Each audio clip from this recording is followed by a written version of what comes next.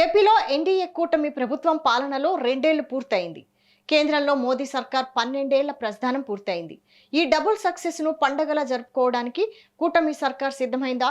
రాబోయే జూన్ 9 నుంచి 15 వరకు తిరుపతి, అమరావతి, విశాఖ కేంద్రాలుగా జరగబోయే 3 భారీ బహిరంగ సభల ఉద్దేశం ఏంటి?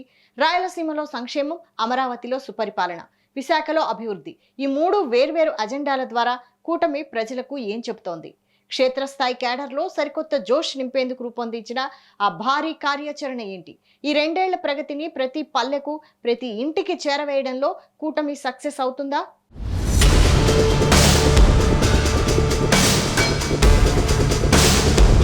ఏపీలో అధికార ఎన్డీఏ కూటమి ప్రభుత్వం 2 ఏళ్ల పాలనను పూర్తి చేసుకుంది. ఈ విజయవంతమైన పాలనను ప్రజల్లోకి మరింత బలంగా తీసుకెళ్లేందుకు భారీ కార్యాచరణకు శ్రీకారం చుట్టింది.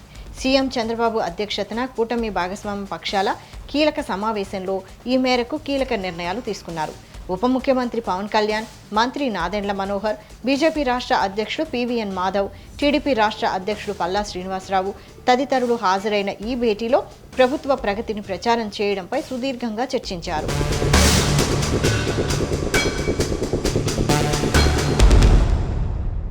కేంద్రంలో ప్రధానమంత్రి నరేంద్ర మోడీ నేతృత్వంలోని ప్రభుత్వం 12 ఏళ్ల మైలురాయిని అధిగమించడం, అలాగే ఏపీలో ఎన్డీఏ కూటమి ప్రభుత్వం ఏర్పడి 2 ఏళ్లు విజయవంతంగా పూర్తయిన సందర్భాన్ని పురస్కరించుకొని రాష్ట్ర వ్యాప్తంగా ఉత్సవ వాతావరణం కల్పించనున్నారు.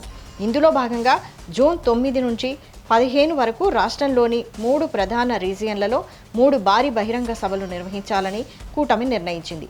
కేవలం పండగలా కాకుండా తాము ఈ 2 ఏళ్లలో సాధించిన అద్భుతమైన విజయాలను, సంక్షేమ ఫలాలను నేరుగా ప్రజలకు వివరించేందుకు ఈ వేడుకలను వాడుకోనున్నారు.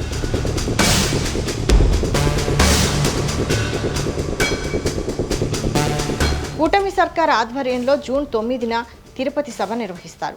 ఈ మొదటి బహిరంగ సభను రాయలసీమ కేంద్రంగా సంక్షేమ థీమ్తో నిర్వహిస్తారు. ప్రభుత్వం అందించిన ఉచితాలు, సామాజిక భద్రతా పథకాల పురోగతిని ఇక్కడ వివరించనున్నారు. జూన్ 12న అమరావతి సభ ఉంటుంది.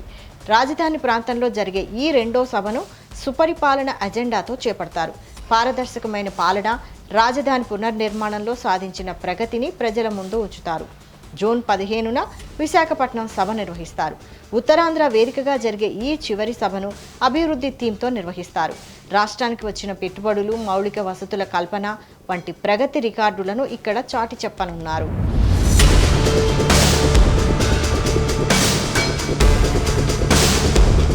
ఈ సభల నిర్వహణ ద్వారా కూటమిలోని 3 భాగస్వామ్య పక్షాలైన తెలుగుదేశం, జనసేన, భారతీయ జనతా పార్టీల ఐక్యతను చాటడమే కాకుండా క్షేత్రస్థాయి క్యాడర్లో సరికొత్త జోష్ నింపాలని భావిస్తున్నారు.